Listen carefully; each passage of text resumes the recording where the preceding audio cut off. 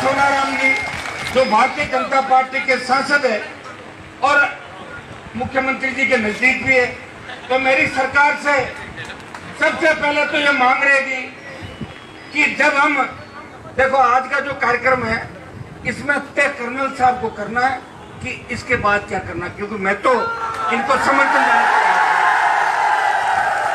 वैसे मेरा मन तो गर्मा गर्मी करने का है, लेकिन कर्नल साहब ये कह रहे हैं कि गर्मा गर्मी नहीं करनी अपने को।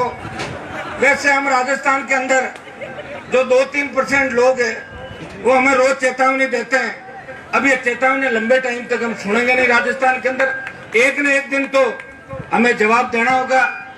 मैं याद दिलाना चाहता हूं कि शामड़ाव के अंदर किस तरह भाई हनुमान साई की हत्या हुई थी, और उस समय मैं जयपुर से आया था और रात को मैंने पूरा प्रयास किया, और उस घटना के बाद अगर राजस्थान से कोई किसान का बेटा अगर मेरे अलावा वहां गया तो सिर्फ कर्नल सोनाराम शामड़ाव उसके लिए मैं इनको धन्यवाद दूंगा।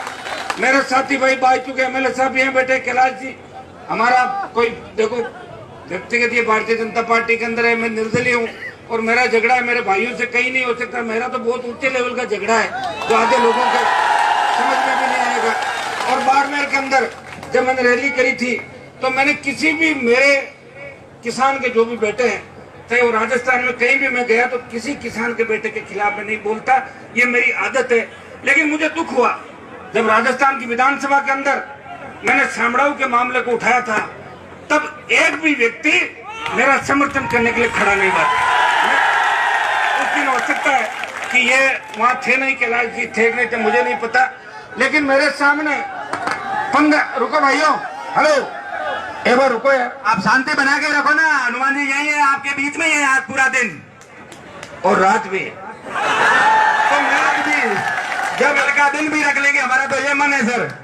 तो मैं जब विधानसभा के अंदर शामड़ाऊ के अंदर मेरी मांग थी और मैंने घर जलाने की घटना की निंदा की थी, वहां भी मैं मौके पे गया और मैं चाहता था कि राजस्थान के अंदर जातीय हिंसा नहीं फैले, हम सब भाई हैं और एक दूसरे के बिना हम गांव के अंदर रह नहीं सकते।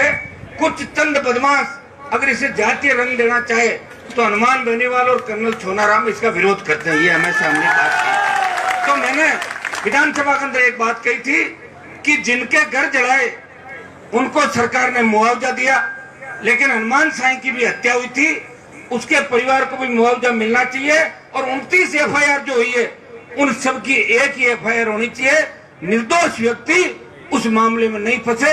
इस बात को जब मैंने उठाया तो मेरे सामने 15 लोग खड़े हो गए थे, कितने 15, लेकिन हनुमान बेनीवाल 15 और 15 लाख की परवाह नहीं करता। मैं तो अकेले राजस्थान के अंदर लड़ाई लड़ रहा हूं और लड़ते लड़ते अगर कोई गोली मेरा सीना भी चीर के चली जाए मुझे उस बात का गम नहीं।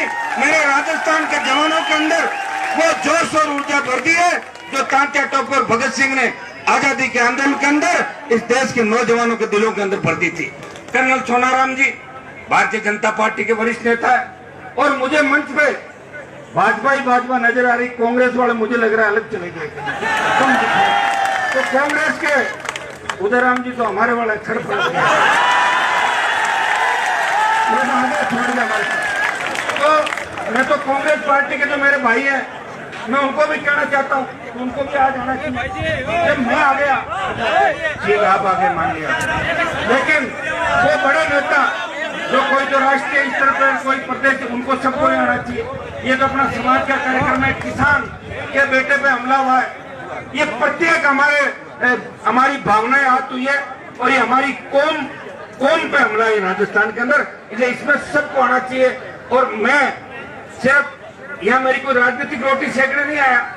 जब मैं जसदेव मैदान के अंदर 5 लाख की संख्या इकट्ठी करके मैं मेरे राजनीतिक भाषण पहले ही दे गया, तो मुझे आज इसके अंदर आने की आवश्यकता नहीं। लेकिन कर्नल साहब से मेरा पुराना रिश्ता है, ये जब कांग्रेस में थे तो भी अशोक गहलोत को चैन से नहीं बैठने देते, तो उस समय भी हमारा इनका जुड़ाव है।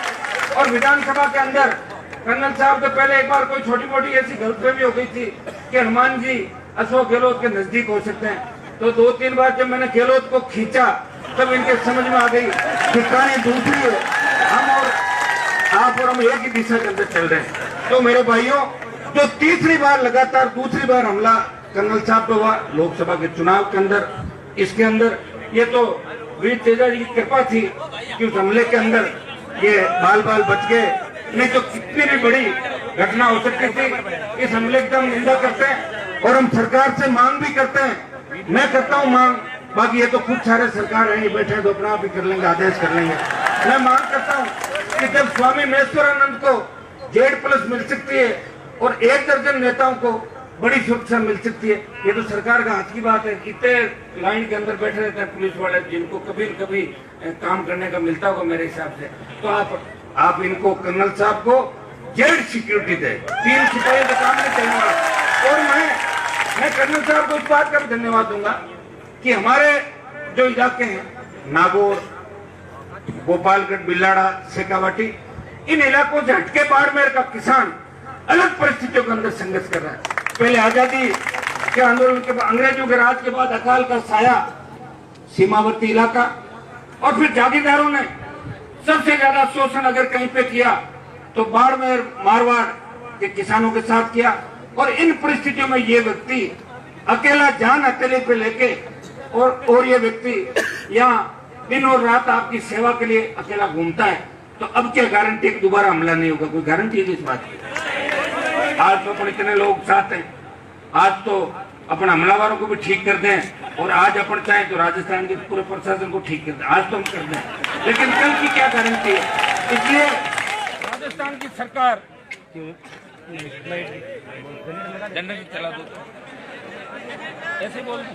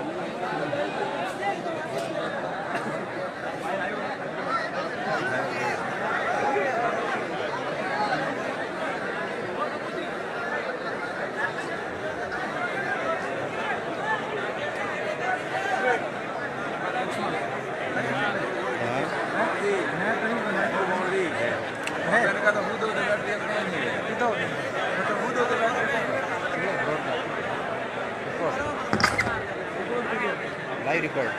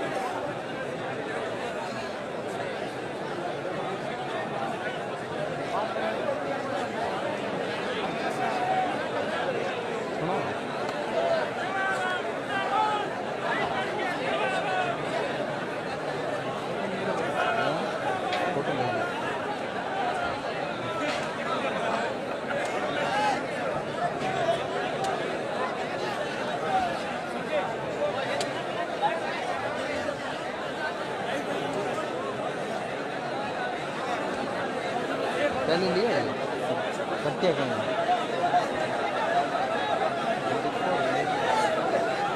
बात करके लिया है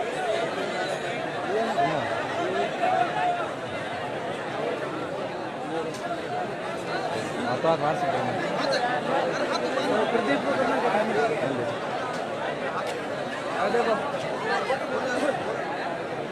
चलो ठीक व्हाट्सएप करो आता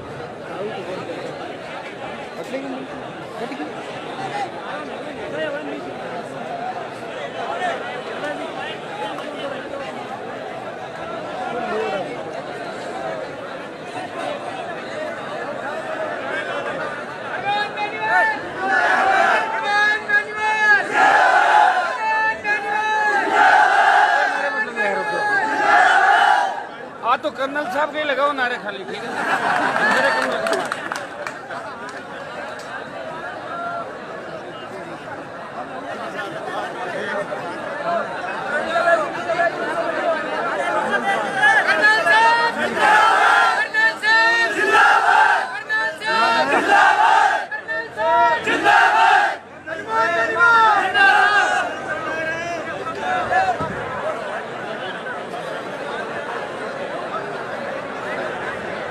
आगे light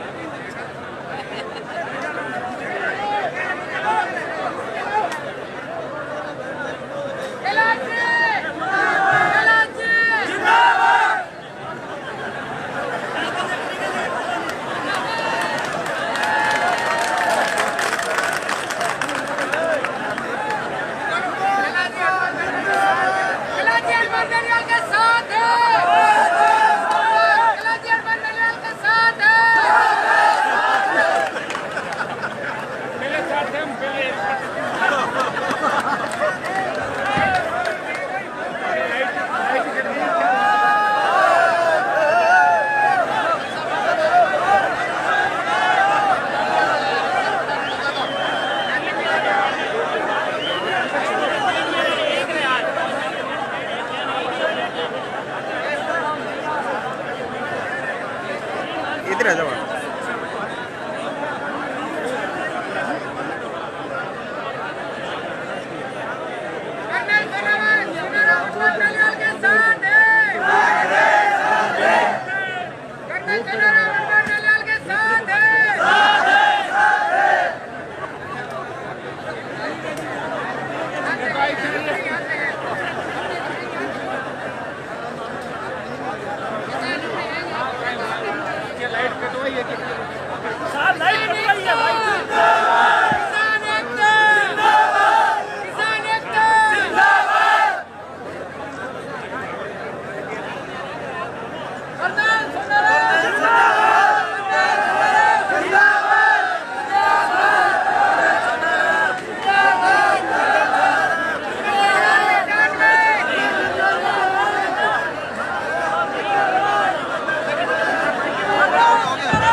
hello hello hello hello